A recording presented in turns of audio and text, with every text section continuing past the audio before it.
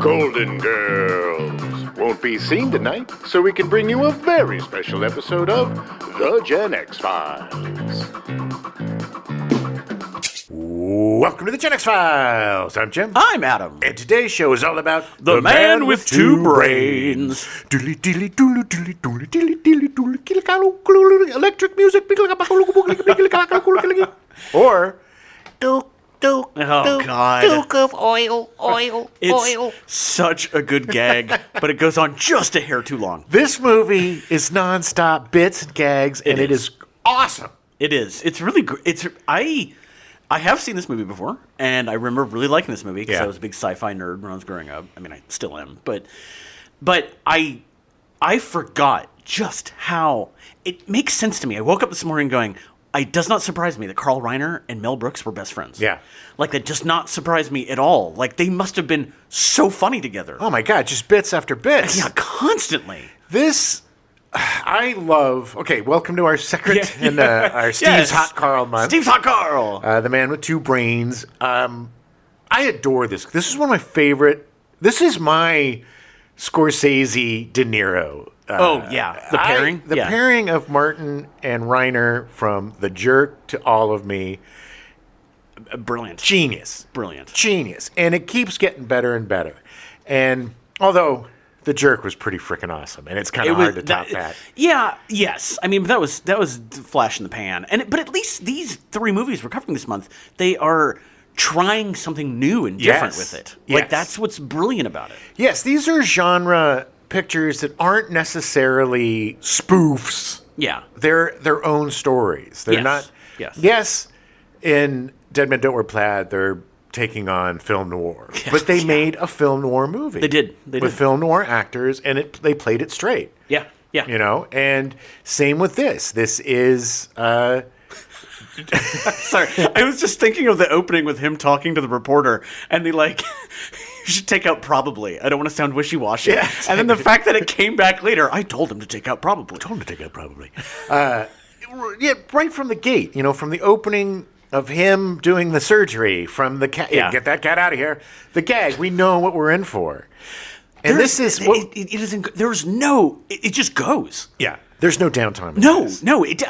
I really thought there was explanation at the beginning of who people were. No. It's just you got to figure it out as you go. Well, they said the brilliance of this partnership and the brilliance of their movies is they set up such an absurd universe that they can navigate within it with such freedom, but they never take it too far. No.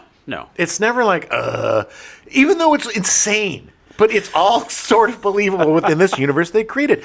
The whole castle condo bit, so weird. It's so funny. It's so amazingly Him walking weird. through those doors, it's paper thin. It's everything about it is one gag on top of another gag, and you should be relentless. You should just be exhausted. No, but but they're able to take those little gags and explore every single centimeter of that gag, bring them back, and rework them. Him walking the door through, and then it gets knocked over, and he just slowly walks it back. Yeah, and the genius of using that with the battering ram and being like, excuse me, ma'am, do you have a battering ram? Can we borrow your battering ram? Bring it back. It's which they just threw down the hallway. Here's your battering ram back. I adore this movie. There is nothing that I love more in comedy than smart, dumb comedy. Yeah. Because to me, it's the hardest to do. Oh, yeah. Yeah. Because dumb comedy, just dumb on its surface, dumb, like Fatty Falls Down comedy, is lazy and easy. But this, both of these guys are geniuses. And I'm not using that word as hyperbole. Right. Steve Martin is an absolute artistic genius. Yeah. Whether it comes to comedy, writing, whatever. I mean, music, the dude is... He's multi-talented. Yeah, he's a renaissance man. He's a multi-hyphenate. Yes, and Reiner, too. I mean, Carl Reiner basically invented television comedy. Was one of the grandfathers of... Well, I mean, I would put that as I Love Lucy, but yeah. Well, sitcom, yes. But I'm talking like the variety shows and your shows. I mean, he was there from the very beginning, creating what has become Saturday Night Live and creating, yes, I Love Lucy was groundbreaking. I guess I was thinking of Dick Van Dyke Show.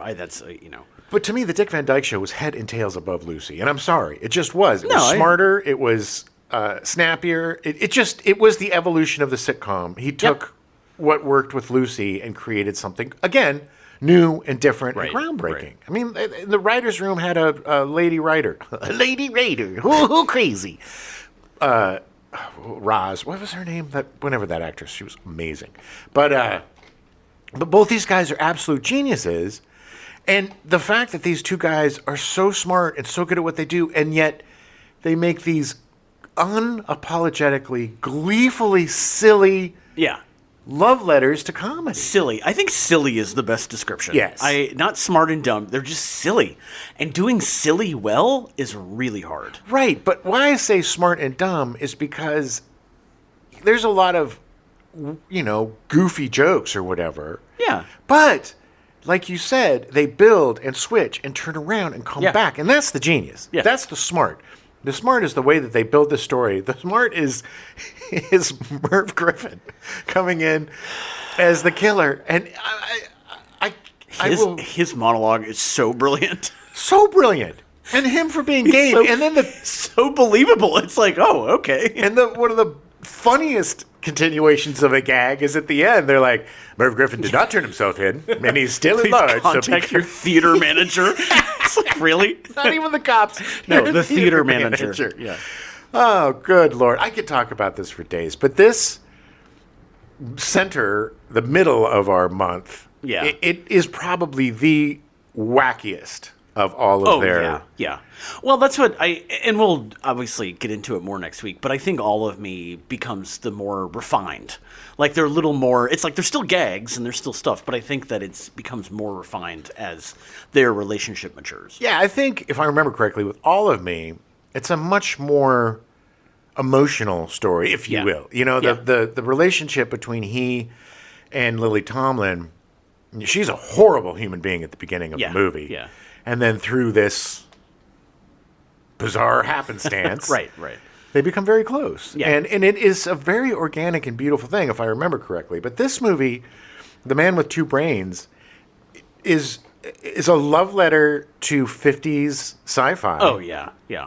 And a love letter to ridiculous comedy. And yeah, you're absolutely right about the Mel Brooks thing. So many of those gags, the paper thin walls, that could have been in a Mel Brooks movie. All of this could have been a Mel Brooks movie. Yeah. But the difference is there is a clear difference between the two of them. Yeah. But you see the sensibilities the same, but they each have their own distinct style and genius that keeps them from being, amalgamous or whatever. Analogous? That's not even a word. No, I'm like an amalgamous. Yeah. Sure. I think I know what you're saying. Sure. I'm trying to sound smart. Making words up. Anyway, let's get into it, or I will blab all day. All right, take yourself back to 1983. Yeah, baby. May 6th. Stern Magazine publishes the Hitler Diaries, which are later found to be forgeries. Yeah, because there's that part. It was like, "Dear diary, today was another day where I was very sad because they didn't like my art, and I swear to God, if they don't like my art, they are going to pay, and they are going to pay the price." Yeah, the funny thing is that people still believe that to be true. It's so silly. Yeah. "Dear diary, I'm so sad today. I ate too many sweets, and I feel bloated. I'm supposed to speak in front of everybody and scream and shout, but I just feel like I just need a hug. I need more methamphetamines." Yes. Yeah. Dear diary. It was. Yeah. I mean, somebody made a lot of money off of it. I think that's where all of the weird rumors of like him having one ball or micro penis or Coprophilia, where he liked to smear himself in poo. Well, sure. I mean, look. Although that might be true, I don't know. Who knows? Look, I mean, according to Sniper Elite, he's only got one testicle. Sure. Because you can shoot it. Nice. That is so awesome. Look, people, Hitler was horrible enough without having to add all of these idiosyncrasies like, one nut smearing. I'm not going to put it. I'm not defending Hitler. Again. Kind of sounds I got like so you much are. trouble last Sounds time. like you are. No. The thing they never talk about with him is that he was such a tweaker. He was a hardcore tweaker. Yeah, he was a drug addict. He was such a tweaker. Yeah. Look, Anyway, I've taken the subway enough in L.A. that I know what tweakers are, and he was it. look at his speeches. I mean, he's moving around. God, just him and look at the 36 in Berlin at the Olympics. Man, he looks like he has Parkinson's. Yeah. Like it's anyway. He wanted to get up and run on that. He did. would have beat Jesse Owens if he got on that field with all the drugs that were in Anyway, his system. I think we've talked about Hitler enough. Yeah. May 16th, the concert special Motown 25, Yesterday, Today, Forever, is broadcast by NBC. Michael Jackson, after a performance with the Jackson 5, provides the centerpiece highlight by performing to Billie Jean his moonwalk dance for the first time on television. Billie Jean, not my love. People were amazed that he moonwalked. The moonwalk was amazing, dude. Yeah. I mean, he defied physics with his dancing. He was an amazing dancer. He was an amazing entertainer. Yes. I don't know. It's iffy, baby. He was an amazing entertainer. We'll leave it at that. I'm starting to realize, because there's so many disappointments lately of people that used to be heroes, people that I love. I can kind of watch, like with Will Smith. Yeah. I almost tried to watch the new Bad Boys movie, but I was like, I can't stomach it. I can't. No. But I think I can watch pre-slap stuff, like Men in Like Black. Fresh Prince. Fresh Prince. Fresh Prince. Yeah, Is that Fresh what it Prince. is? All right, Fresh Prince. I mean, honestly, that would probably be a better show. Sounds like something that they sell at some little market in England. Fresh Prince. I would like 2 Fresh Prince, please. 2 pence for Prince. Fresh Prince of Bel-Air. And I never his liked older that. movies. I grew up watching it. So, Of course. I wouldn't say it was my favorite, but, May 27th, an explosion at an unlicensed and illegal fireworks operation near Benton, Tennessee, kills 11 and injures 1. The blast is heard within a radius of 20 miles. We actually have some audio of a crowd reaction to that. I'm just going to play it for you now. Ooh. Ah. Ooh. Is that somebody's head? He's a realistic. That's horrible. That's awful. Obviously awful. This is why we need regulations and licensing of fireworks and things that explode. That's over now. I know. June 3rd, The Man with Two Brains is released in theaters. Duke of oil. Oil. God, I love that whole bit, but man, grating her voice. My voice. You always ruin it with my voice. I want to believe that wasn't her actual voice. It and wasn't. That she was doing a good bit. She was. She did. But man, it was so believable. But you have to give her credit. She was very funny. And props to Steve Martin for his reactions were so real. Oh, well, I think they probably were. So after the success of Dead Men Don't Wear Plaid, the team of Carl Reiner, Steve Martin, and George Gipe wasted no time getting busy with their next feature. Let's get busy. Yeah. There's a rumor that Steve Martin wanted David Cronenberg to direct The Man with Two Brains after seeing Scanners in 1981, but Carl Reiner himself disputes this. Doesn't make any sense. Look, I found it online. It's the only reason I'm mentioning it, and I believe it's 100% untrue. Untrue. Yeah, because they literally, Steve Martin went to Carl Reiner and said, "Hey, I remember this old movie. Let's write something about it." They'd already done 2 movies together. I mean, yeah. And he and Gipe and the 3 of them had done. Yeah, It doesn't make any sense. One person put it online, and now it's just everywhere. Well, welcome to the world. Yeah. So since they'd already worked on 2 movies together, The Jerk and Dead Men Don't Wear Plaid, they were trying to find something to write when Martin mentioned the film Donovan's Brain from 1953, based on the book from 1942. Ooh, Donovan's Brain. It is available on YouTube if you want to watch it, the movie. It is so great. It is so. Everybody get that brain. We got to get down. It's this kind of talking. All right, everybody. It's a very, very... I love those 50s movies because the pacing is so relaxed. Yeah. But they talk so fast. Yeah, they do. Hey, But buddy. it's like, I'm going to talk about it for 4 hours, and then we'll do 2 hours of action. They all talk like the Simpsons impersonation of Charles Bronson. Hey, Pelly, what are you going to do? There's a brain out of here. That's pretty accurate. If you haven't seen Donovan's Brain or don't want to watch it, it's about a scientist who tries to keep a millionaire's brain alive after a plane crash, but the brain starts possessing people.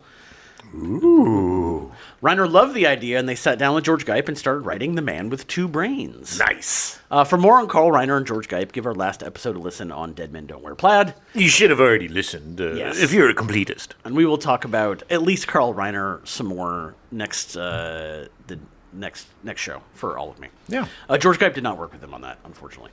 Did he already die from the bee sting? No, he was not dead yet. Okay. Yeah. He died from the bee sting, He right? did. He was God. in Glendale, of all places. Glendale? Poor Geip, man. Yeah, it was Geip. awful. Very allergic to bees. Yeah, really? Yeah, I mean, so allergic, he died. Did they have EpiPens back then? Of course they did. Then why wasn't he carrying? If you're that allergic to bees and you live in a place with bees, It's very possible he didn't know he was allergic to bees. Oh, That's, if you've See? never been... some people I know have never been stung and literally don't know. Thank you, Adam. That's why you don't blame the victim. And you need to go in and get tested for allergies because that is how you find out you're deathly allergic to bees. Get into this room of bees. See what That happens. is exactly how they test right, you you're for allergic. allergies. Well, he's almost dead, but we saved him just in time. Get the paddles. Bring him back to life. He's allergic to bees. So obviously, Steve Martin was cast as you're gonna have to say this name, Dr. Michael. Hello.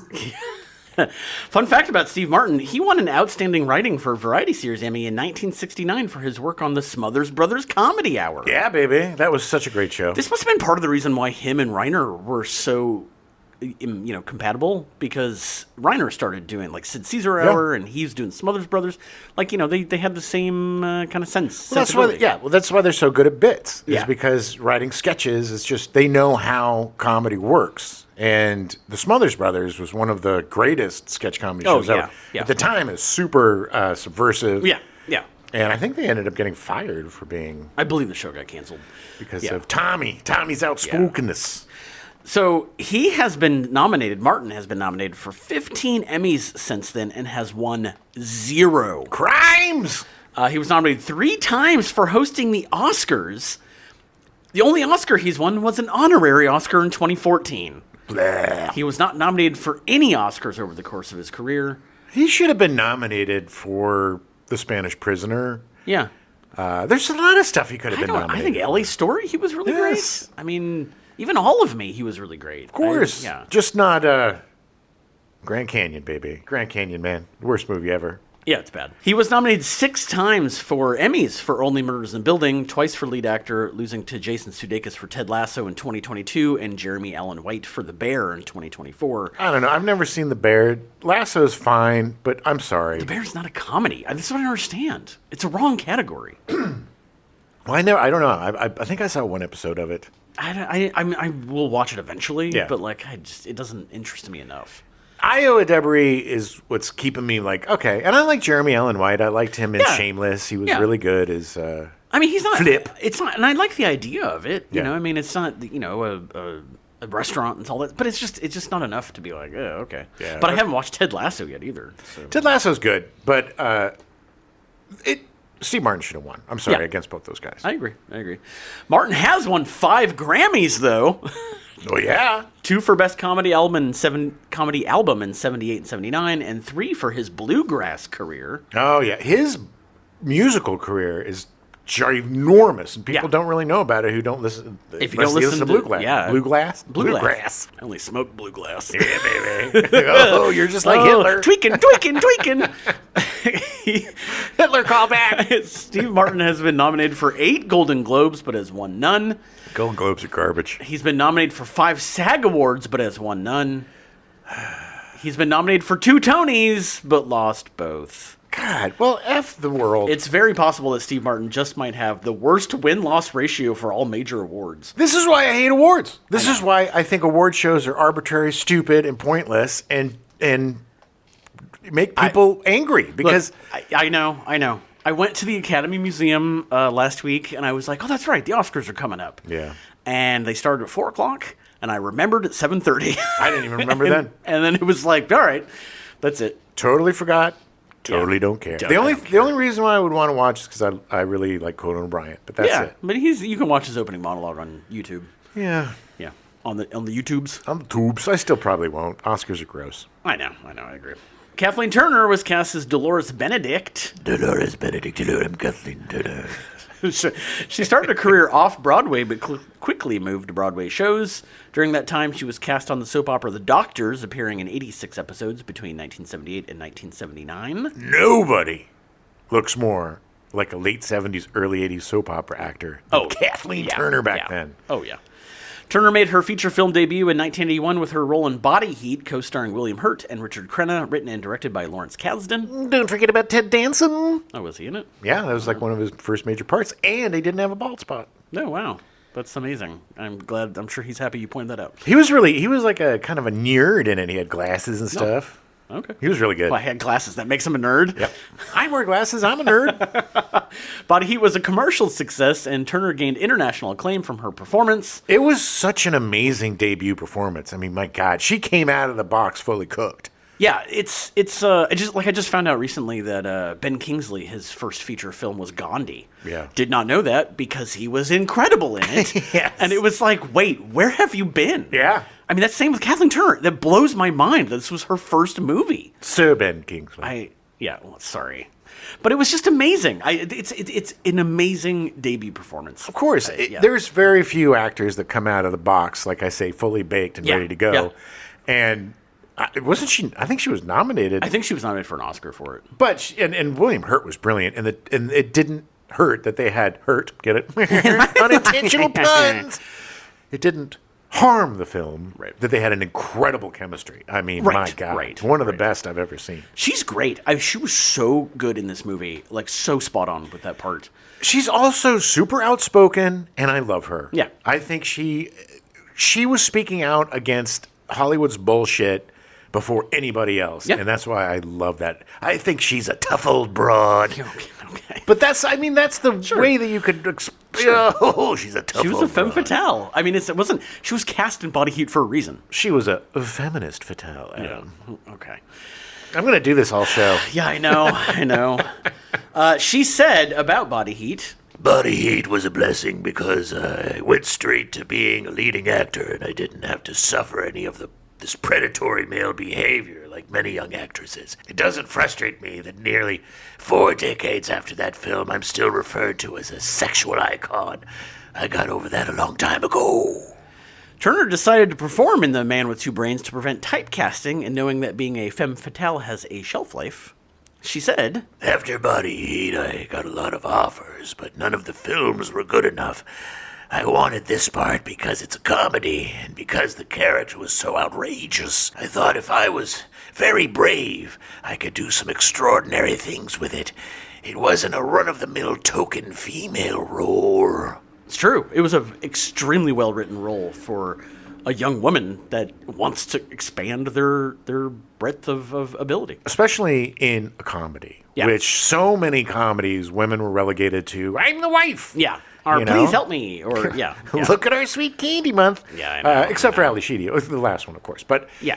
But yeah, I mean, this was a tour de force performance that gave her so many different opportunities to play so many different types. Yeah. This horrible, hateful one. She was so good Yeah. at being bad. I mean, that's the thing, is the gleeful joy that she takes in torturing these men. Yeah. It is so well acted. Yeah. She's just a genius. She is. Absolute genius. Also, Speed Bump, today, as of this recording, is the 31st anniversary of John Candy dying. Oh. Yeah. Yeah. Well, way to bring it down. Yep. After being cast, Martin and Reiner made her part of Dolores Benedict more like her character from Body Heat to play with audience expectations. Okay, smart. Yeah. She described the scene in which her character Is about to have her ass rubbed. as the only sex scene of her career for which she used a body double. She did not find the scene funny and refused to do it. I get it. It's kind of a throwaway gag, and it really isn't that It's fun. really weird, and it's like, yeah. But I like her talking afterwards about, like, you don't want me to make money? I can't make my own money? It's like, okay, that was justified. She was going to get paid $15,000 to have her ass grabbed. It was funny. It was funny. Very funny. Yeah. But I get the, But I don't want understand. my ass, man. It just seemed, It was making her ass an object, and that's not her thing. After Martin's use of the slur "scum queen" for Dolores, the media picked up on it and used it to refer to Turner for years. F them. I know. F them. Hollywood media, awful. Yeah, talk about awful. scum queens. Yeah. Turner never had a great relationship with the media, being highly outspoken about how Hollywood chews up and spits out women. Yeah, telling the truth. Yeah. Yeah. I mean, and especially in like the 80s. I mean, the early 80s. We talk about this all the time, and it is disgusting. And Hollywood is a gross place. Yeah. It really is. Look, and not everybody in it is a jerk or a pedophile or whatever. There's a lot of great people in Hollywood. But the business, the as a whole, infrastructure, the whatever you call the machine, the machinations that make it work, is gross. It's gross, disgusting, and it's all money based, and there is no loyalty. No, there is not. I'm looking at you, Warner Brothers and Clint Eastwood, you bastard. Turner's had a long career, being nominated for an Oscar for Peggy Sue Got Married, but would lose to Marlee Matlin for Children of a Lesser God. Marlene Matlin robbed a lot keep apparently because she keeps coming up. We're actually going to talk about her again next week too. Nice. After her uncredited voice role as Jessica Rabbit in Who Framed Roger Rabbit, she would start doing a lot of voiceover for TV shows, including The Simpsons, King of the Hill, and Family Guy. I just want to point out she was so good in Peggy Sue Got Married. That is such a... She's phenomenal. Nicolas Cage had to ruin that movie. But I do this really weird voice. I gotta do a weird voice in it. Yeah. And it's like, dude, just... No! It doesn't call for it. No, it's distracting. Yeah. And Jessica Rabbit, my God. That is such an iconic performance. So good. Amazing. I forgot how good she was in The Man with Two Brains. Yeah. And I know that she's a more two-dimensional character, but... God damn, does she play it well. So well. So everything she does, from this to playing Chandler's dad on Friends. God, it's so great. To playing a house on Monster House. Yeah. She's brilliant, man. She's great. And I love her to death. She is somebody that I would love to have dinner with. Oh, yeah, totally. Or grab a martini or something and just listen to her brash stories Talking about old Hollywood. I wouldn't let him treat me that way, Adam. Oh, I'll tell you that. Give me another smoke.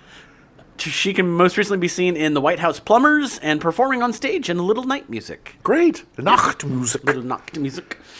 David Warner was cast as Dr. Alfred Necessiter. Like most British actors, Warner made his acting debut on stage, training at the Royal Academy of Dramatic Art. That's what's so funny to me. All of these British actors, Royal Academy of Dramatic Art, Shakespearean Academy of... All of them. All from, like, A student at 8 years old going to the academy and studied Shakespeare and Brecht and then some dude who breaks his ankle playing football ends up beating him in the Oscar. Yeah, I know. my football career was over, so I figured acting'd be easy. I did it, and here I am winning an Oscar for my makeup-ups. Warner became known to most American audiences through his role in The Omen in 1976. Yeah, he got his head chopped off. He did. Spoiler. Warner played a number of bad guys over his career, including Time After Time, Time Bandits, Tron, and Hannah's War. Oh, Time Bandits, he's so good. So good. And Tron, I always forget that's David Warner. Yeah. It's so weird. Because he's got that weird red computer costume on. Yeah. We have to do Tron this year. I saw an original costume at the Academy Museum. Oh, nice. Yeah, it was really cool because it literally looked like they spent about $40 putting it together. But it was great. Great. We'll do that. We got to do that. We'd have to do Tron. For our friend Lewis, we have to do Tron. We'll do a sci-fi month. We'll see if we can get Lewis on. All right. During filming of The Man with Two Brains, Warner asked director Carl Reiner why he cast him as Dr. Alfred Necessiter, and Reiner replied, Because you were the cheapest. There you go. I love Carl Reiner. So great. By the way, I didn't tell you this, but the Dick Van Dyke Show, I wanted to start watching it because I'd never seen it and try to look through all this stuff. Yeah, it's on YouTube at literally like 1080. It is so crisp and clear. There's commercials in it, like it's free with ads or whatever. But in the 25 minutes that I watched, there was one commercial break. Oh, nice. But it looks so good for something that's like 60 years old. Yeah. It looks so good. I got it. Well, I have the first season, I think. Oh, do you? I was just Laserdisc. Laserdisc. DVD. DVD. Yeah. But anyway, it's one of those, I was like, you know what? I need to watch this. I haven't seen this. I know it's good. You never watched it? I've never seen Dick Van Dyke. Oh, man. You were never home sick from school in 1979. No, because I was one. And technically I was never sick home from school, but when we had days off, I literally wasn't. I only missed like 4 days of school in 12 years of school. I was Nerd. Yeah, I just have a good immune system. Thank you. Nice. Your immune system's nerd. But when we had like snow days and stuff, like I was always watching The Price is Right. I get it. Like that was the thing. Well, we had, it was all like My Three Sons and I Love Lucy. Yeah. And then we'd get Dick Van Dyke and then Andy Griffith Show. And then stupid Perry Mason would come on and you'd have to go figure out It was what to time do to for an go hour. play with my G.I. Joes. I think it was you, sir, who committed the crime sitting in the gallery, not the person on the stand. Again, Perry? Again? This is the 80th time that this has happened. Warner appeared in Star Trek V, The Final Frontier in 1989, and then appeared in Star Trek VI, The Undiscovered Country in 1989 as a completely different character. Is 6 the one where they meet God? That is the worst of The all of Undiscovered them. Country? Yeah. Probably? I don't think I've seen it. There's one Star Or Trek movie. maybe it was The Final Frontier where they meet God? Maybe. I just always love it when it's like literally, they're like, well, you were really good in the last movie. We'll throw some makeup on you and throw you in this movie too. It's awesome. Well, that's like Law and Order, man. People Yeah. come on 18 different times. So many. 1991 also saw Warner in Teenage Mutant Ninja Turtles 2, The Secret of the Ooze. Who was he in that? I think he was one of the bad guys. Shredder? No, he definitely wasn't Shredder. Although he would have been great as Shredder. Yeah, I think he kinda- was a scientist. Yeah, he I played mean, a lot of scientists. He and did stuff. play a lot of scientists. Warner would also appear in Star Trek The Next Generation in 1992 in a 2-episode arc in the 6th season. Oh, he was a Star Trekkie. He was a Trekker. I tell you, man, those guys, the producers of the Star Trek universe, when they liked actors, they used them all the time. Warner had an insanely prolific career, appearing in hundreds of movies, TV shows, audio dramas, theater projects, and voiceover roles, including TV, movies, and video games.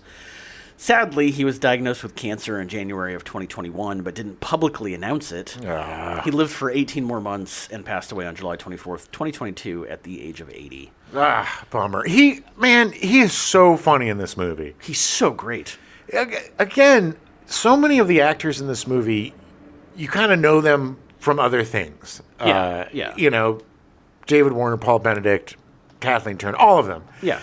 But they all turn in such a unique performance in this, something that none of them have ever done before or since. Yeah, yeah. And it just looks like everybody was having so much fun. And Yeah. it seemed like Reiner and Martin were like, let's have fun. Let's Yeah. explore your characters, go nuts. The whole bit making the drinks with the giant... long straw. those He tiny made like bits. a Mai Tai or something. It was like, what? It's just...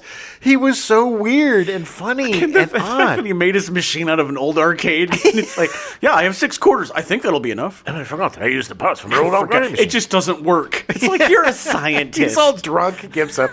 He's just great.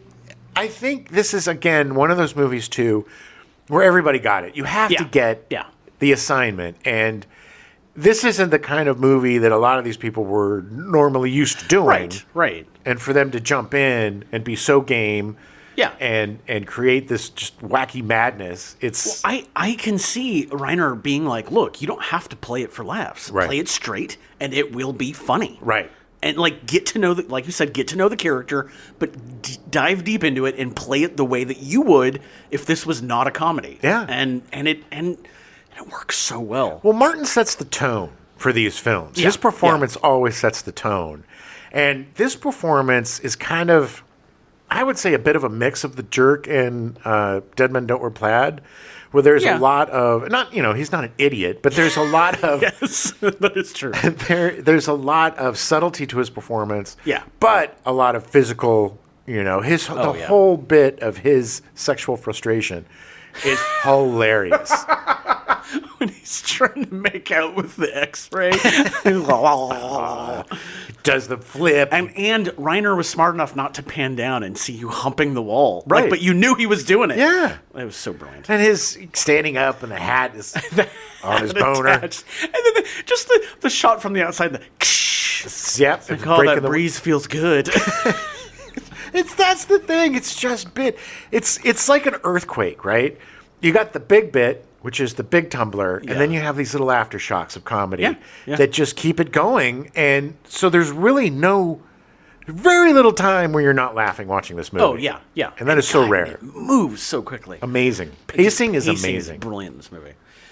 Paul Benedict was cast as Dr. Necessiter's butler. Yes, Paul Benedict is very distinctive. He has a very distinctive face with an enlarged jaw and nose due to acromegaly. Acromegaly? I'm not a Sure, doctor. I'm going to say acromegaly, a disorder caused by excessive growth hormone. Okay. Normally, at a certain point, I did a weird deep dive into this. Normally, at a certain point, your body stops producing it, and these people that have this syndrome don't. And sometimes it gets really bad where people, it almost becomes like Marfan syndrome. Oh, wow. But then other times they'll just get to a point and it's like, okay, it finally turns off. Did it turn off for him? Yeah. Otherwise, I think he probably would have killed him faster. Oh, wow. Yeah. He was first, this is the amazing thing. He was first diagnosed by an God damn it. Endocrinologist? Thank you. Endocrinologist who saw Benedict in a theatrical production. He literally was watching him in a theater show and goes, wait a minute. Excuse me. Would you like an autograph? No, actually, I'd like to diagnose you. Yeah. Have you been to a doctor? You should go to a doctor. Oh, okay. Benedict was first cast by Norman Lear in the film Cold Turkey, released in 1971, starring Dick Van Dyke. Yeah, baby. I've never seen this. I don't know if it was any good or not. I'm sure I've saw it because I'm a huge Dick Van Dyke fan. I've loved him forever. I love me some Dick Van Dyke. And, but yeah, I probably did see it, but I don't remember it. He would work with Lear a number of times, most notably in The Jeffersons, appearing in 202 episodes over the show's 11 seasons. Moving on up Boop-ba-da-boop. to the east side. Yeah, he was the neighbor, I believe. Do you look surprised? Yes, he was the voice of reason. He would always come in, and or if they needed some sort of advice or something, they would always go to him. And he would be, oh, yes, and then, Yeah, but that was a role that was aped in every sitcom after that. exactly. Yeah. And if I remember correctly, Mr. Jefferson didn't really like him. Oh, really? He was very wary of white people. Oh, well, I mean, probably for good reason. Yes, exactly. Benedict's most other notable role was the number painter in 86 episodes of Sesame Street from 1972 to 1988. Yes. I remember him from this because I literally watched Sesame Street like 2 or 3 times a day. Sure. We all did as babies. My dad hates Sesame Street so much because I had it on all the time. It's not fun for adults. No, it's not. Because they know their numbers and their letters already. Well, if they're lucky. most of them. Yeah. Our president doesn't. Okay. Can't read. Benedict had a cameo in This Is Spinal Tap as the hotel desk clerk that checks in the band. Great. He would work with Christopher Guest again in Waiting for Guffman as the title character Guffman, and in A Mighty Wind in 2003. That's crazy. He worked for Carl Reiner and Rob Reiner He did. for Spinal Tap. Quite a bit, yeah. I wonder if the old man was like, you should put him in. He was pretty good. Yeah. A man with 2 brains you should work with. He was cheap. I'm sure Rob probably watched The Man with 2 Brains and goes, that guy's nice. What do you think, Dad? Shut up, meathead. On December 1st, 2008, unfortunately, Benedict was found dead of a brain hemorrhage at his home in Martha's Vineyard at the age of 70. Oh, no, man. Yeah. That's young. Yeah. He was so great. Paul Benedict was just a fixture. Yeah. For about he would 30 show years. up everywhere. And yeah. he just had this twinkle in his eye, too. He had this air about him that was just mischievous. He just always looked like he was in on a joke that nobody else knew about. Yeah, it was like you knew there was more going on, and Yeah. and he just was like, maybe I'll tell you, maybe I A won't. really good actor, very underrated character actor, Yeah. and because of his distinct look, it was hard for him to break out of, Right. you know. He wasn't going to be playing, leading romantic roles or anything. No. But he had a fantastic career. Amazing, and I always loved Paul Benedict. I was a huge Jefferson fan as a kid. Oh, yeah. Yeah, of course. TV, baby. Yeah, well, that's true. George Firth was cast as Timon. Firth wasn't just an actor. He was a librettist that worked with Stephen Sondheim. We've talked about George Firth before because I remember the librettist. Yes, he was the first husband that Kathleen Turner ends up getting killed at the beginning. Yes. Who he chases her because she feeds him his own fish, and then he has a heart attack because he's so mad. She is so gleefully evil in that opening. God, She is so good. So evil. He was also the put upon dude in Cannonball Run He was. who was trying to pick up Farrah Fawcett. Yeah. And he was the It was a much bigger part than he's had in anything else I've seen. well, he was the buzzkill of Cannonball Run. He wanted to stop it. Ooh, stop them cannonballers. Most notably, his work with Stephen Sondheim was Company, which was nominated for a record-setting 14 Tony nominations in 1970. Until we did the Cannonball Run episode, I had no idea. Yeah, I about didn't this either. With George Firth. Firth usually appeared as innocuous characters in films like The Boston Strangler. Okay. The Boston Strangler, Butch Cassidy and the Sundance Kid, Myra Breckenridge, Blazing Saddles, Shampoo, Oh God, The Cannonball Run, and Bulworth. He was also a regular on TV, appearing in Barry Hardman, Mary Hardman, Tammy, McHale's Navy, Ironside, I Dream of Jeannie, That Girl, Green Acres, The Monkees, Batman, The Odd Couple, Bonanza, Happy Days, All in the Family, Murphy Brown, L.A. Law, Dr. Quinn, Medicine Woman, Murder, She Wrote, Little House on the Prairie, Love, American Style, Adam 12, and F-Troop. Yeah, we do talk about him more in our Cannonball Run episode, so please listen to that. Super solid character actor. He was another one of those people that just appeared in everything all the time. And the best character actors are the ones that you don't really realize that are in it. They're just that smooth. Yeah. They're just a cog that keeps the engine running, and if they're doing their job, they're smoothing off the angles, and they're doing. And he was one of those guys that, whether he was playing the Killjoy in Cannonball Run or the telegraph guy in Blazing Saddles. I forget what he did in Blazing Saddles, but it was a very memorable scene. Right. He always has memorable scenes because he's a memorable actor. Yeah. Sadly, he died on August 11th, 2008 at the age of 75. Damn. Yeah. 2008 was a horrible year for the cast of The Man with Two Brains. It was. Peter Hobbs was cast as Dr. Brandon. Did you know that during the filming of The Man with Two Brains, they brought in a medium? As just, they were having a party and they brought in a medium. And all of a sudden she started shaking and looking around. Her eyes were rolling back into her head. And she looked at the cast and she said, "Several of you will die in the year 2008. And they all were like, ha ha ha, really funny, but it came true. And then Carl Reiner said, "Man, I thought I ordered the small." That was the perfect Carl Reiner joke. Thank you. We should just retire now. We should. That's not going to get any better.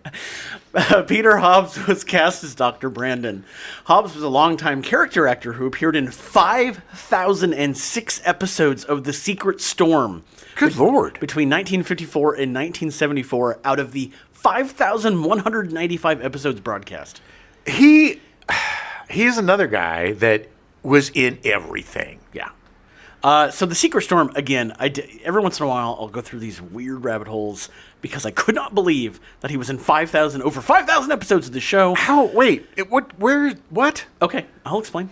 It was a half-hour soap opera that would regularly replace actors for brief stints when the main actor couldn't make a taping. It actually started originally... It started originally as a 10 to 15-minute show, and I think it aired like twice a day. And then eventually became half hour. But over the 20 years, it aired almost 5,200 episodes. Good Lord, that's a lot of work. Yeah. The funny thing is that they would replace actors. Like they wouldn't change the storylines. They would just bring another actor in. Yeah. Most famously, Christina Crawford had to take leave for a few weeks due to an ovarian tumor, so the show cast her mother, Joan Crawford, who was 63 at the time, to play the 28-year-old character. What? She couldn't do it. Her daughter, Christina Crawford, couldn't do it because she had to have surgery, so they asked her mother to do it. It shot the ratings way up. Christina Crawford actually got annoyed, and they eventually killed her character off because of how outspoken she was that her mom was playing her. Well, that's so weird. What happened to She you, was 16, and nobody said anything. It was like, apparently she was drunk all the time. Joan Crawford was just drinking on set the whole time. Good Lord, you're aging horribly. It was very bizarre. That is very bizarre. That is super weird. I'd never heard of this show before this.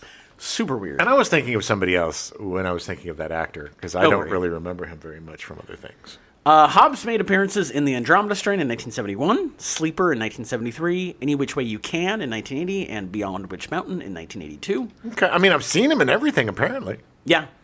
His last feature film credit was in Hot to Trot in 1988 before he retired. It seems like a lot of people's last movie was Hot to Trot. Either they died or retired. Not going to be the last time we talk about Hot to Trot. And that medium came in and said, "Do not do the movie Hot to Trot."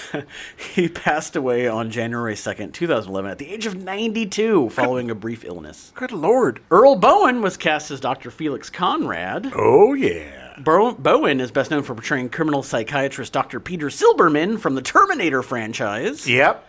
Oh my God, I loved him in that show so much. Terminator 2 was so perfect. The look on his face when he realized that the Terminator was real. Yeah. is so brilliant. Well, because the whole time he's so dismissive and so hateable. He is so good at being hateable. It's so great. It's just like, oh my God, I was wrong. I was so wrong. Oh, he was in the first one too, right? Oh, yeah. He was the one that it was in the. When they were interviewing her and not her, Michael Bean. Yeah. Michael Bean? Bean. Michael Bean. They're interviewing him. He's in there as the psychiatrist. Like, he's obviously insane. He's obviously delusional, thinking. But for literally 12 years or however long it was between the movies, he just assumed they were crazy. And it all built to that one moment in the mental hospital. It was so brilliant. I mean, he threw Sarah Connor in an insane asylum. Yeah. They used to call him Johnny Forehead. Oh, my God. Actually, they called him Johnny Fivehead. Fivehead. It was almost a six-head at a certain point. It was six-head, baby. Woo. Later in his career, Bone would provide voiceover for a number of TV shows, including X-Men, Pride of the X-Men, The Further Adventures of Super Tad, The Addams Family, Bonkers, Problem Child, Skeleton Warriors, The Fantastic Voyages of Sinbad the Sailor, Spider-Man, Quiver the Big Red Dog, and Kim Possible. as well as doing voiceover for video games. The Curse of Monkey Island, Baldur's Gate, Black and White, Fallout Tactics, Brotherhood of Steel, EverQuest 2, all of the Monkey Island sequels, and World of Warcraft, and a ton of DLC. Yeah, he was pretty much in everything that they released for World of Warcraft. Why do all these kids' animated shows always have to have like a subtitle? You know, I don't X-Men, know. Battle of the X-Men. Well, because it was like it was about Kitty Pryde, the Shadow Cat. It was like I agree. They ridiculous, and there was a ton more that I did not include. Right. Very long titles. I don't know. Kids have short attention span. I guess. His last on-screen appearance was in Terminator 3: Rise of the Machines in 2003, although he appeared in archival footage in Terminator Dark Fate in 2019. Until I read this, I had completely forgotten that film exists. Despite retiring from on-screen appearances in 2003, he would continue to do voiceover for video games until 2017, when he finally retired. I feel like maybe he converted a room in his house and was like, I don't have to leave now. Yep. And just did voiceover for video games. God, I'd love to do that. Yeah. He was diagnosed with lung cancer in the fall of 2022, and he died in Honolulu on January 5th, 2023, at the age of 81. God, it burns my ass that these people live to their 80s and 90s and then get cancer. I know. Yeah, I know. It's like a final FU. James Cromwell was cast as the realtor, wearing his weird Austrian costume. His Lederhosen? His Lederhosen, thank you. I almost said Jodhpurs, but His that's not Lederhosen right. and his weird little leg warmers for just the upper side, the upper part of the So weird. the calves. Normally they have those so that they hold up the socks, but he just didn't have socks. Sock garters. I guess. Cromwell was getting steady work on TV during this time, making guest appearances in The Rockford Files, All in the Family, Barbary Coast, Police Story, MASH, Three's Company, Alice, Flatbush, 8 is Enough, Different Strokes, Flo, Little House on the Prairie, Nurse, and Father Murphy. He also played 2 different characters on Maude, 2 different characters on The White Shadow, and 3 different characters on Barney Miller. Yeah, people loved him. He was a big part of All in the Family. He was Carol O'Connor's best friend. Oh, yeah. Like Murph or something. He had a name. He was kind of like the big dumb guy. Yeah. He was a little bit like Ed Norton. Features were harder to come by for Cromwell, making his credited debut in Murder by Death in 1976. Listen to our Murder by Death episode. Oh, I need to watch that again. It's been a long time. I love that movie so much. He is so good in it. He was kind of the go-to guy for accents, too. Yeah. Like, he did German, he did French. For a while, when I first saw him, I didn't know if he was American or not. Oh. Actually, that's not true, because I did see him on All in the Family first, probably. But he was just doing an American accent. But he was always German or English or French. They just like, hey, we need an accent guy. Get Cromwell. He's tall and weird. That's literally on his headshot at the bottom. It said Jamie Cromwell, tall and weird. It's under special skills. Yeah. But he always delivers a solid performance. Oh, he's amazing. Absolutely amazing. I adore him. To this day, when we saw him in Rebel Ridge, he was so good. Oh, yeah. Tiny little part, but stole the show. Yeah. He followed up Murder by Death with another Neil Simon mystery, The Cheap Detective, in 1978. Wasn't that also starring That had Columbo was the star. It was Peter Falk. Peter It Falk. was a cheap detective. Which I still haven't seen it yet. I need to watch it. It's a pseudo sequel to his character in Murder by Death, Murder by I Death, think.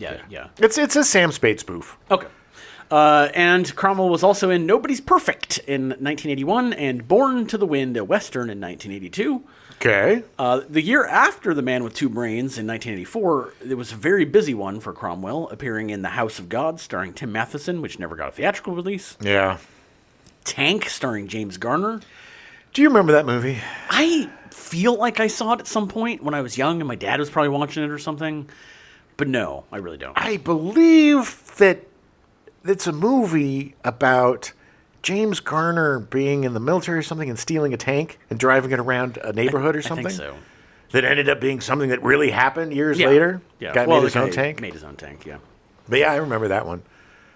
He was also in Revenge of the Nerds, playing Robert Carradine's father, Mr. Skolnick. Mr. Skolnick. Okay, So nerdy. Big, tall, and nerdy. That Yeah. was... That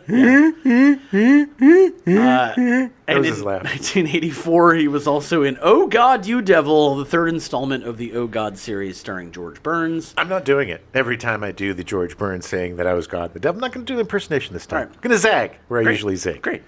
Cromwell can most recently be seen in Rebel Ridge on Netflix, which we've talked about. You should definitely see. Definitely. That Great kid, movie. Pierre, what's his name? I don't remember his last name. Ugh. The kid that stars in that is going to be a star. He's so good. And if not, so good. Hollywood can F F itself. yourself. Yeah. He also can be seen in Sugar on Apple TV Plus. He also can be seen in Murder in a Small Town, which is airing on Fox. Okay. So he's working all the time. And he should. The guy is Yeah. brilliant. I just want to mention one more thing. His performance in Babe was one of my favorite performances. It's such an understated and glorious performance. And the relationship between him and the pig. Oh, yeah. That effing movie is so sweet and He's so good. unexpected. So good. And he was brilliant. And that changed his life. Oh, yeah.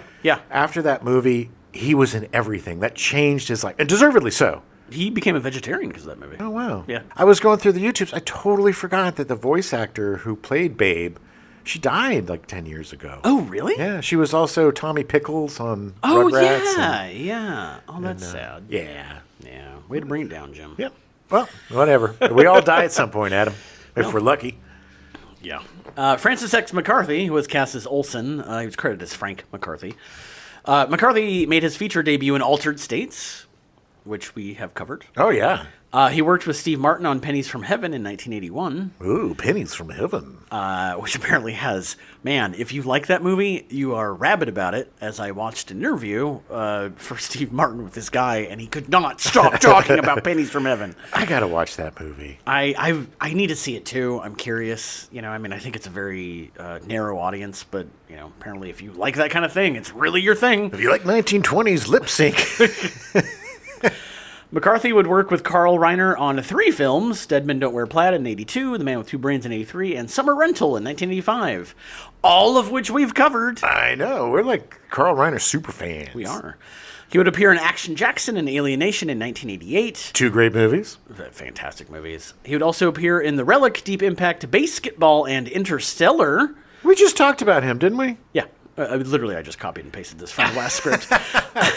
On television, McCarthy had more than 100 credits, notably appearing in miniseries and made-for-television movies. Blind Ambition, The French Atlantic Affair, Hellinger's Law, Blood Feud, If Tomorrow Comes, and Rudy, the Rudy Giuliani Story. He had recurring roles on St. Elsewhere, 21 Jump Street, Melrose Place, The Practice, Port Charles, NYPD Blue, and Motive and Second Chance. He guest starred on The Rockford Files, The Greatest American Hero, The Love Boat, Cheers, Cagney and Lacey, Moonlighting, Hill Street Blues, Dallas, Frasier, Third Rock from the Sun, Supernatural, Bates Motel, 911, and NCIS. He can most recently be seen in 2 episodes of NCIS. He's still working. Good for him. Yeah. Estelle Reiner was cast as the tourist in Elevator who gets killed by Merv Griffin. Yes. What are you doing here? Estelle was a visual artist and met her future husband Carl Reiner while she was working in the Catskills designing stage sets for hotel shows. Ooh. Hotel shows, which is something that nobody does anymore. No. Yeah. She married Reiner in 1943 and had 3 children, Rob, Lucas, and Annie. Still acted in a number of films alongside Dame DeLuise and Fatso in 1980. That's a weird movie. Yeah, I shouldn't say that. I think I have seen it, but it's been a long time. It's just he's a fat guy trying to lose weight, and Right. it's kind of a bit of a Marty. Okay. You know, Yeah. it's got that kind of thing going. To Be or Not to Be in 1983, produced and starring Mel Brooks.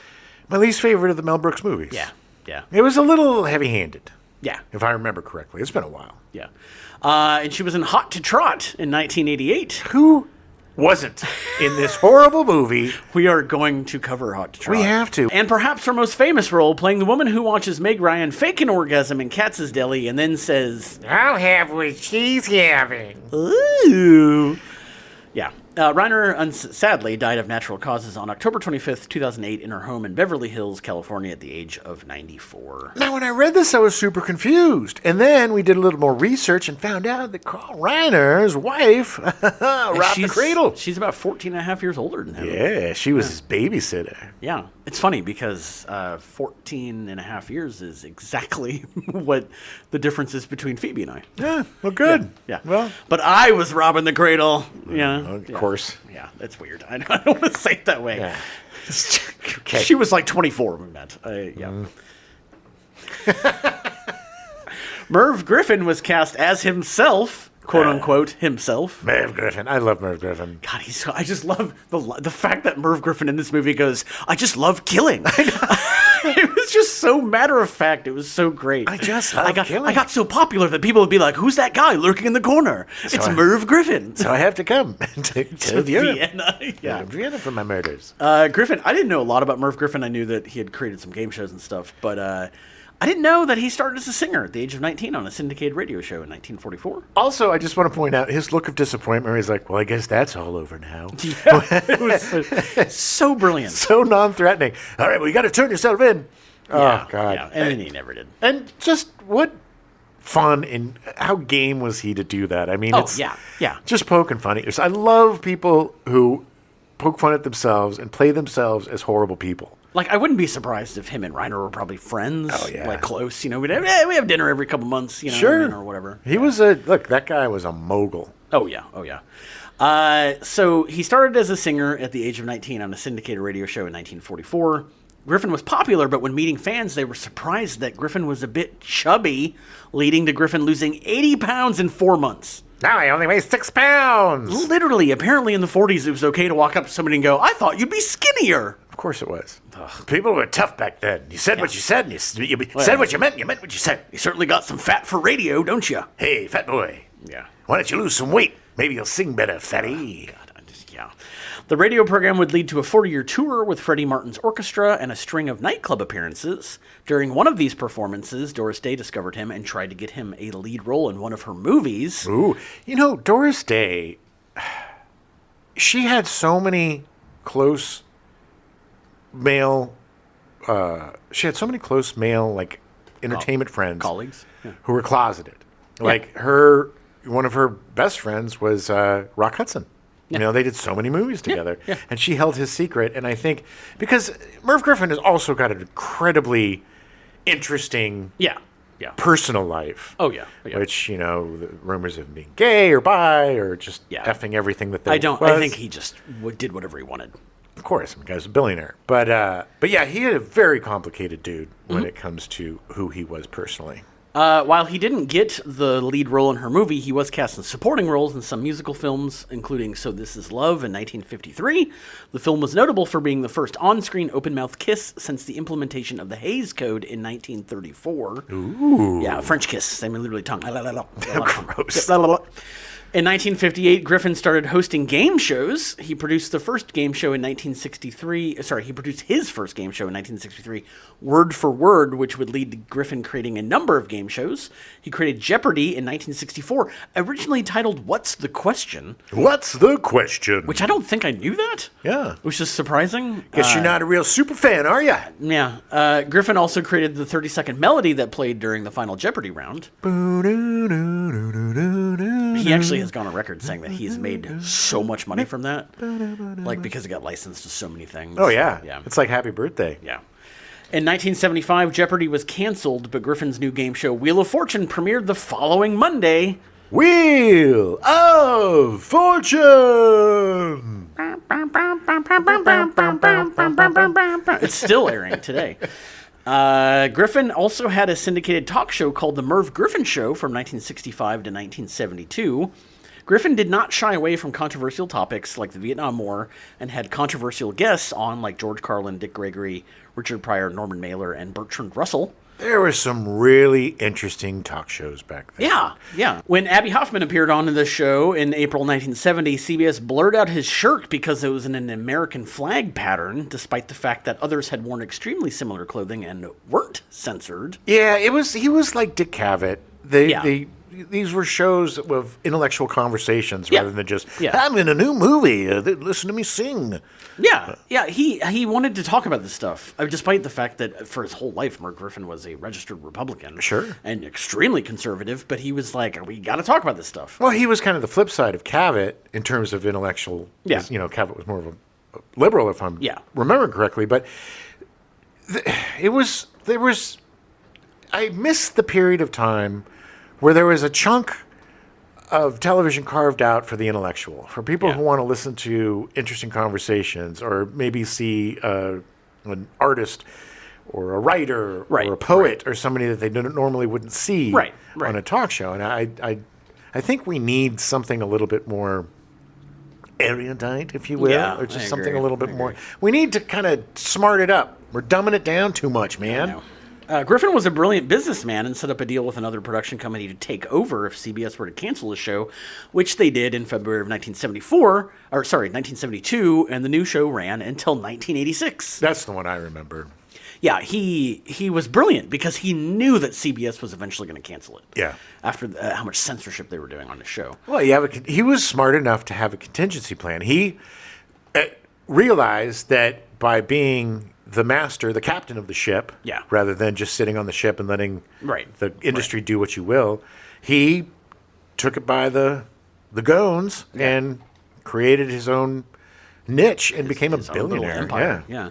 His game shows made him so wealthy, he bought the Beverly Hilton in 1987, as well as a controlling stake in Resorts International. You remember that? Which always now, it totally makes sense because always Wheel of Fortune brought to you by Resorts International. Yeah, always. And I was like, why? That seems weird, but it's because he owned it. Wasn't Resorts International like this crazy international timeshare thing where you kind of bought into a vacation and you could pick different? Well, kind of. They had, I think that was part of it, but they also had like big like hotels and stuff. Right.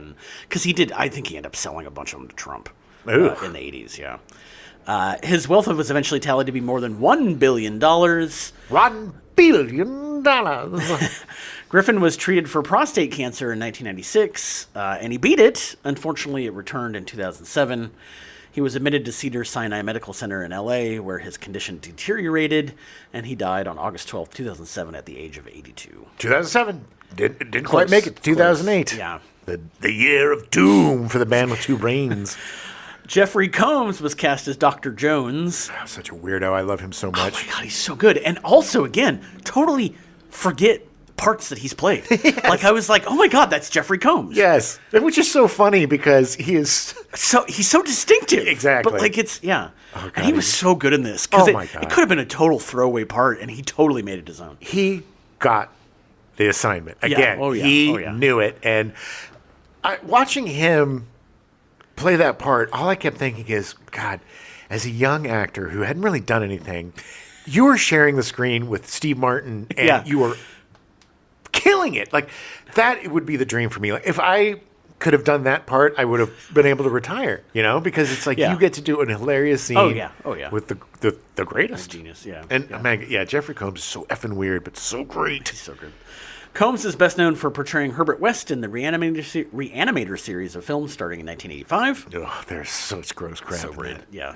He portrayed author H.P. Lovecraft, creator of the Herbert West character, in the film Necronomicon, Book of the Dead in 1993, and has starred in 8 adaptations of Lovecraft's work. Makes sense. He's very Lovecraftian. He is.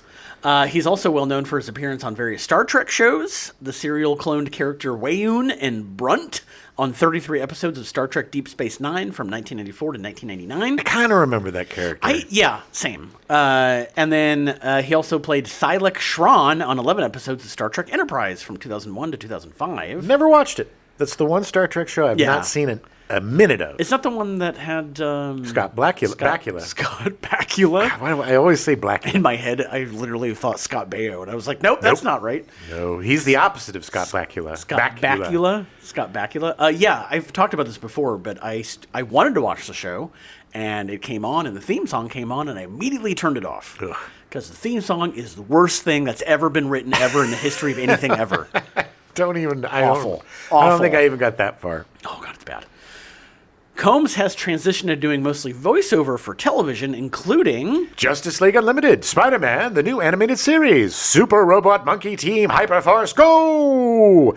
Batman, the Brave and the Bold, Scooby-Doo Mysteries Incorporated, The Avengers, Earth's Mightiest Heroes, Transformers Prime, Thundercats, Teenage Mutant Ninja Turtles, Tigtone, Star Trek Lower Decks, Dota Dragon's Blood, SpongeBob SquarePants, and Masters of the Universe Revolution! It was interesting because he started doing, there was a point in like 2009, I think, he started doing a stage show where he was Edgar Allan Poe. Oh. And it was at the Steve Allen Theater, which I worked at. Right. I didn't do the lights and sound for this show, but he was there. And the show was so popular that it was supposed to run for a month, ended up running for almost 2 years. Oh, my God. Like, it was so popular. Did you see it? He kept doing it. Yeah. Was it was good? so good. He was so good. I could see him as Poe. Yeah. He embodies the Edwardian anti-hero very well. Yeah. Yeah, He's got that look. He's got that look. And you know, the other thing that I always forget that it's Jeffrey Combs in The Frighteners. Oh, yeah. Playing the bad guy in that, where he's very much like Hitler, but like, I always forget that's him. That's an underrated and he's movie. So good in it. Oh, I love that movie so much. One of my favorite Michael J. Fox's movies. One of my favorite Michael J. Fox movies. It's Peter Jackson. Yeah? Yeah, so good. I love it. Very underrated. Oh, man, this is what I was talking about. All of these cartoons. So many. Oh, my God. So many. They all have hyphenates. They all have... This is such a small sampling of what he's done. Although I need to watch Super Robot Monkey Team Hyperforce. What the hell is that? Hyperforce Go? Yeah. Yeah, I forgot to I go. have no idea. I don't know. He can most recently be heard voicing Moloch the Mystic in Watchmen Chapter 1. Oh, God, he is so... I did not know that was him. I think he actually plays another character, too, but I didn't write the name down. I think Titus Welliver plays Rorschach. Oh, really? And he is really good. I have to watch that. I'm shocked I haven't watched it yet. I love The Watchmen so much. Both parts out now? Yep. So you can watch the whole thing? They're on Max. Watched the second part. It's my favorite adaptation. Okay, that's good. Sissy Spacek was cast as the voice of Anne. Hey? That whole sequence is so weird. Doctor of Horror? You mean HFURUHRURR? Well, it sounds just like it's spelled HFURHURR. And it's like I said, UMELLA. UUMELL. Yeah. So weird. Spacek was uncredited for her voice role in The Man with Two Brains. Not really sure why. I tried to figure out why. I think maybe she opted to go uncredited because by this point Spacek was known for doing heavy drama. And like she was just like, I'll just pop in and do this. I'm sure she was probably recorded for a day. There was a lot of that going on though, where people would be like, I'm uncredited. Yeah. A lot of voiceover stuff or that kind of thing. Well, look, I mean, Robin Williams was uncredited for Munchausen. Yeah, that's true. Yeah. I mean, but at least we know why. I mean, there was a reason for it. Because he's a dick. No, I'm just kidding. Wow. She up to this point, she had been nominated for Best Actress at the Academy Awards 3 times when she took the more humorous role in The Man with Two Brains. She was nominated in 1976 for Carrie, losing to Faye Dunaway for Network. She was nominated in 1980 for Coal Miner's Daughter, which she won, beating out Ellen Burstyn, Mary Tyler Moore, Goldie Hawn, and Gina Rowlands. All great performances, but yeah, that's her tour de force. Coal Miner's Daughter she was great. In 1982, she was nominated for Missing, co-starring Jack Lemmon, but she lost to Meryl Streep for Sophie's Choice. Oh man, that was a hard year too. Missing is such a... Do you ever see Missing? I've never seen it. It looks really good. It's her husband, I believe, is Palestinian or something, and he goes missing in whatever country. I could be wrong about his nationality. Yeah. But he goes missing. I think Jack Lemmon is either his father or is her father or something. And they go and they're trying to find him as he got lost within the system of this. Wow. It's a really great film. Okay. And Jack Lemmon, Good Lord, I man. love Jack Lemmon. But it's one of those Jack Lemmon performances that are so Jack Lemmon-y. Like, he can Does it sink your teeth in. make you pucker up a little bit? Yeah. Just when, because he was great at comedy too, but when he got into those dramas, Oh, baby, yeah. oh, After The Man with Two Brains, Spacek would be nominated for Best Actress 3 more times. God, she's so Had good. no idea she was nominated 6 times. She was nominated for The River in 1984, co-starring Mel Gibson, but she lost to Sally Field for Places in the Heart. Yeah. She was nominated for Crime of the Heart in 1986, co-starring Diane Keaton and Jessica Lange, but lost to Marlee Matlin for Children of a Lesser God. Matlin's killing them all. She was also nominated for In the Bedroom in 2001, co-starring Tom Wilkinson, but lost to Halle Berry for Monsters Ball. Yeah, it's a tough loss. But did you ever see that movie? Oh, yeah. In the Room That was movie, amazing. In the Bedroom? Yeah, it the is an Bedroom. incredible movie. Doesn't it deal with like Alzheimer's or something? Yeah, I Tom think so. Wilkinson has He's losing his mind. Yeah. Yeah. It was great performances. Yeah. Spacek will be seen in the upcoming film Die, My Love, a dark comedy starring Jennifer Lawrence, Robert Pattinson, Lakeith Stanfield, and Nick Nolte. Oh, that's a good sounding cast. And even better, it's adapted and directed by Lynn Ramsey, her first film since You Were Never Really Here in 2017, starring Joaquin Phoenix. Mm-hmm. She also adapted and directed We Need to Talk About Kevin in 2011. Oh, I love that movie. Lynn Ramsey is one of my favorite directors. She goes there all the time. Oh, yeah. I love it. And this whole cast looks incredible, and I'm very excited to see this. Same. Spacek will also be seen in the upcoming miniseries based off the podcast Dying for Sex, starring Michelle Williams on FX on Hulu. All right, cool. If there wasn't an amazing actor playing the brain, the movie would not have worked. Right. The fact that Steve Martin has such great chemistry with a jar Yes. is a testament to not only his acting, but to hers. Yeah. That we fall in love with her. Yeah. We want. She is so warm. So and sweet. So, God, I totally get it. I totally get it. And the scenes with he and the jar and the boat and putting she the was lips. cool with the wax lips. Yeah, you can. And then my absolute favorite part of the entire movie. Cut to the next scene where it's obviously Kathleen Turner's been watching them, and she was like, "Were you on the boat kissing a jar with fake lips?" No, that was somebody else. It was just so direct and just like, I'm not going to beat around the bush at all. So there's another neighbor who looks exactly like you with a jar and a boat with fake lip. Probably a lot more than you think. So great. So the film was released on June 3rd, 1983, and earned $18.2 million from a $9 million budget, despite not being released theatrically in a bunch of foreign territories. Weird. It wasn't released in the UK. Weird. It doesn't make any sense. I don't know. Maybe the UK was snooty back then. It didn't like their lowbrow comedy. It was never submitted for a rating, so that's the only record I have that it wasn't actually released. But because it wasn't until it came out on home video in like '86 or something that it got submitted for rating. Anyway, the film received mostly positive reviews from critics. Roger Ebert gave the film 2 out of 4 stars and wrote that despite the fact that he Never found Steve Martin irresistibly funny. It's a tribute to the man with 2 brains that I found myself laughing a fair amount of the time despite my feelings about Martin. I don't know why, and I'm going to figure it out, but I don't know why he does not like Steve Martin. I don't know. I'm going to have to go through, because all of his reviews are archived. I want to go through and read all his Steve Martin reviews and see why he doesn't like Steve Martin. Maybe I don't. It is strange because out of the 2 of them, he's the lesser of the snoots. Yeah. Cisco was super snooty. It seems like Steve Martin would be somebody that he'd really be into. Maybe they ran into each other or something. I don't know, because it does seem fairly personal. And, or maybe he just doesn't like that kind of comedy. I get it. I mean, he didn't like Home Alone. He didn't, That's true. That is true. Maybe he's doesn't like goofy comedies. But who gives an F? That movie, Man with 2 Brains, was great, man. So funny. So funny. I was a little worried that it wasn't going to be as good as I remembered. Yeah. But, man, it just starts and does not stop.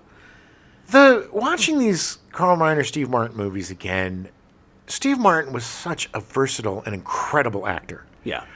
It's funny to say with these goofball movies, but it is not easy to be earnest and carry on a true character and performance in these goof movies. Yeah. You know? You look at, I love Airplane.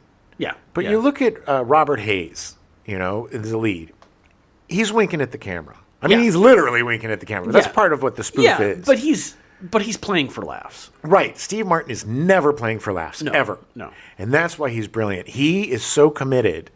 The whole part, that whole wackadoo, weird-ass part at the end where he's going through the machine and is all of a sudden a video game. Yeah, I know. And then he's getting bonked around like he's in a Like he's in pinball. Yeah. The guy's physical comedy chops are like nobody else's. And it's really going to come into the culmination Yeah. of next week. And all of me. Oh, Which is, man. if I remember correctly, one yeah. of the most brilliant Yeah. physical comedy performances of all time. Oh, yeah. And just the little teeny things like getting stopped and having to do the drunk driving test. Yeah. And it's like for so long, but it was so funny. Top dance juggle, say the oxymester dulcimester song. Yeah. It's like, And he's like, okay. dude, he's like, man, these drunk driving tests are really hard in Europe. It's the little things that make this such a classic. Because once you're laughing, then, like I said, earthquake, aftershock, aftershock. Yeah. So it's big laugh, little laugh, and then those little laughs carry you to the next big laugh. Yeah. Yeah. And it seems like every moment in this movie has some sort of joke or gag or visual gag or something going on. Yeah. That it's brilliant the way that this is paced out and the way it's put together. Yeah. You know, comedy is so effing hard. Oh, yeah. And these two guys together made it look like butter. It made it look so easy. And God, they get each other well. It's funny because my biggest complaint about Dead Men Don't Wear Plaid is that I wanted to see more of the stuff that Martin and Reiner did together. Right. Rather than just using the old clips. Right. And that is The Man with Two Brains. Yes. And man, does it pay off. Yes. Look, if you're going to do a send-up of a genre or a movie, this is the way to do it. Yeah. Yeah. Because it is not farce. It is kind of a mixture of farce, parody, and an actual movie. Yeah. Yeah. And that's the kind of the secret sauce, is you have to have at least a decent movie within. Yeah. Because we've seen movies that are just gags after gags, and they're not funny. Right. Right. Because they're just going for the gag, and there's no story. Right. You know, I'm looking at you, scavenger hunt. But, you know, this movie, look, when we watched this yesterday, I was a little worried, like you were, if it holds up, but I did not stop laughing. No.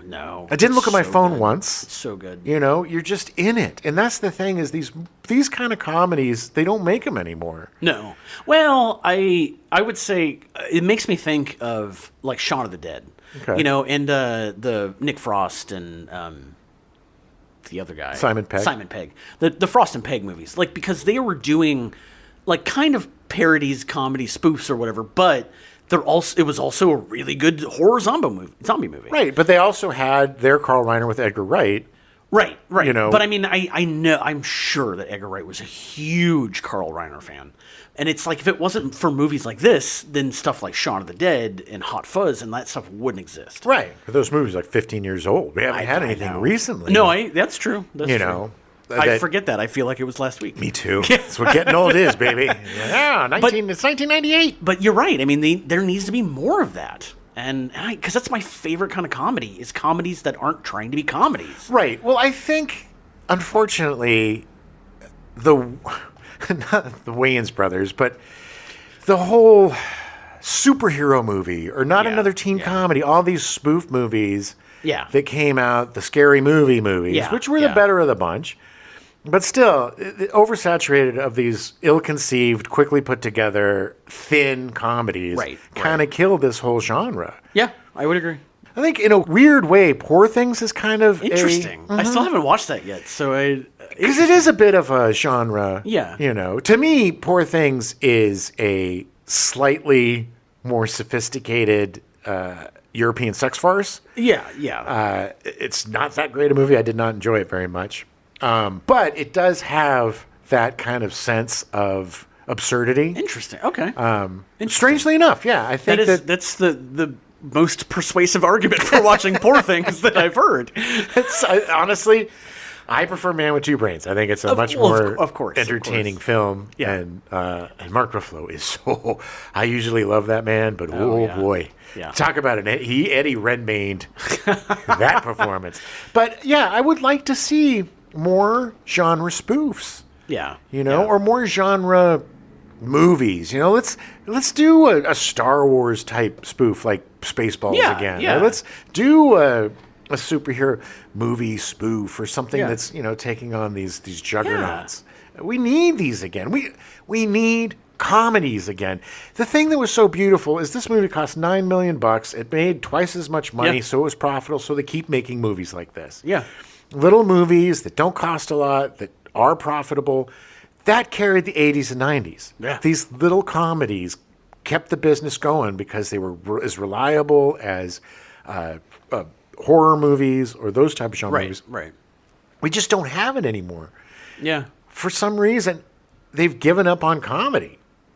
Yeah. For theatrical release. It's really weird. Yeah. I don't know. I mean, I know comedy started getting really expensive to make. But that's so stupid, But too. because they were trying to, like, they had to have big stars. They had to have these people in that always wanted huge paychecks But that's what killed it. Big stars, big concepts. You know, the You're Cordially Invited was kind of a throwback to the old comedies. Yeah.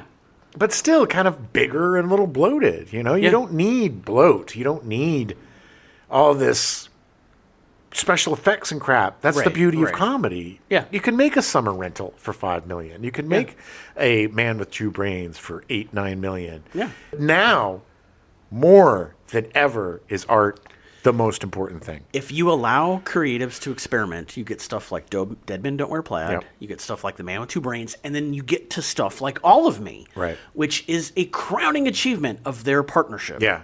And we will talk about it next week. Anyway, Man with Two Brains is awesome. It's unfortunate that it's not available anywhere, but it is available for purchase, so highly recommend it. It's definitely one you're going to want for your collection, too. You're going to want to get the quadrology of the Steve Martin. Of Steve's Hot Carl. Steve's Hot Carl, baby.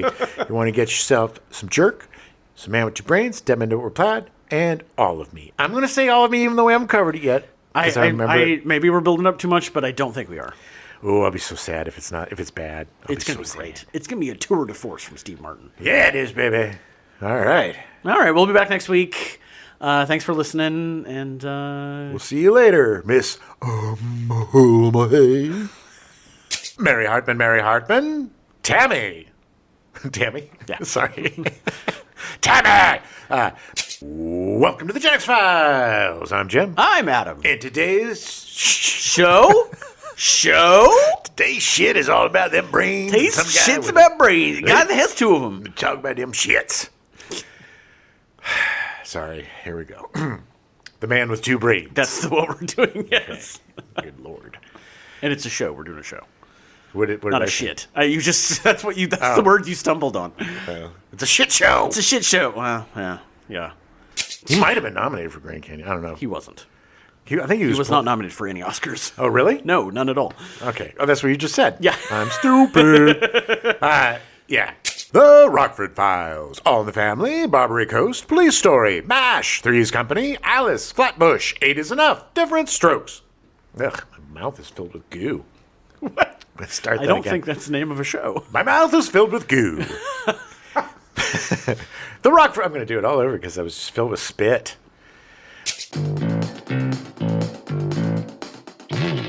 We now return you to your regularly scheduled programming. Fantasy Island, already in progress.